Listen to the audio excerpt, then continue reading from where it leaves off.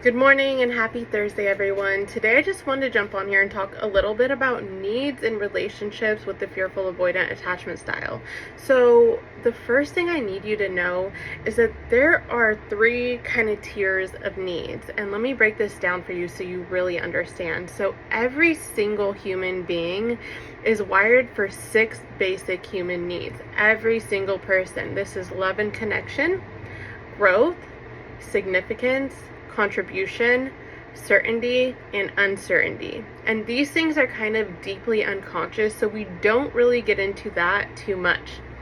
Next, we have what's called our personality needs, and this is really what makes up our personality and our sense of self. Now, you can think of your personality needs as strategies you found that helped you meet your 6 basic human needs. Like, our 6 basic human needs are like this big body of water, and then we have the streams leading back to that big body of water, and these are personality needs. You can easily find out what your personality needs are by just asking yourself, what do I spend my free time doing? When I have free time, what do I spend that doing? Maybe that's going out in nature. Maybe that's reading personal development books. Maybe that's spending a lot of time with my partner. These things are kind of like overarching themes of who we are as a person. It's kind of like what lights up our world. You can notice maybe you get into conversations on certain things and you might feel like you really come alive and it lights up your world and you feel really intrigued to talk about it. And that could be things like I said, personal growth. That's a big one for the fearful avoidant. Romantic relationships, that's a huge one for the fearful avoidant.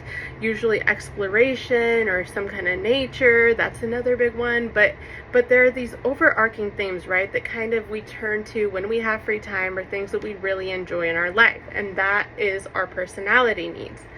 Next, we have these even tinier streams that lead back to those bigger body of waters, and this is what I like to call our tertiary needs. Now, if you've heard Thais Gibson talk about tertiary needs, these are our moment-to-moment needs, things that we actually need in a relationship that we need more of like on a day-to-day basis. They're not overarching things in our personality like personal growth, right?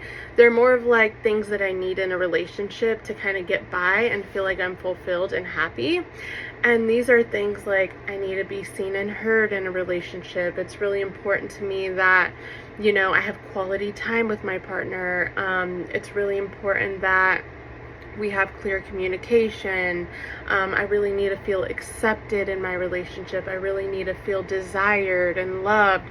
It's these things that we really need from our people on a day-to-day basis. Now, for the fearful avoidant attachment style, some common needs that I see in general that have been noted and documented throughout psychology are emotional depth. Like, fearful avoidants really love to have deep conversations, to really feel connected to their partner, to have some kind of passion. Like, they want to feel like there's like aliveness in the relationship. They want to feel desired. They want to feel like there's a little bit of spark there, right? That's really what kind of keeps them going, and to feel really safe in their relationship.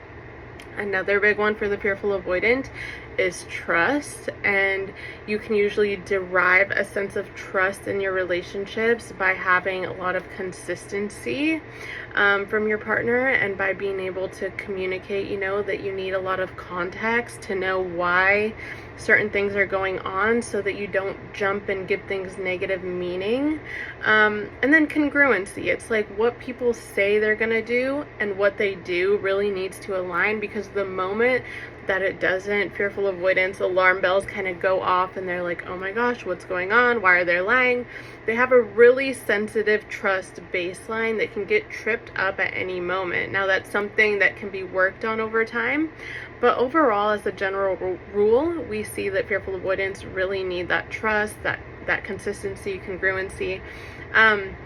Next, fearful avoidants, as you may know, have an avoidant side to them, right? So it's like they also, on the contrary of needing emotional depth and intimacy and closeness and all these things, there's also this strong desire to have a little bit of freedom and independence. So it's like you need this healthy balance where it's like you're not feeling too smothered.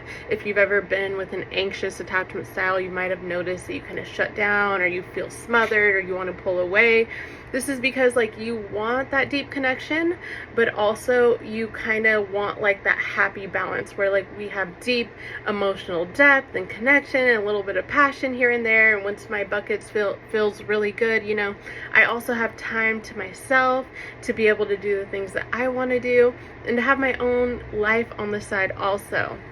And by being able to have both of those things, the fearful avoidant can really thrive in relationships.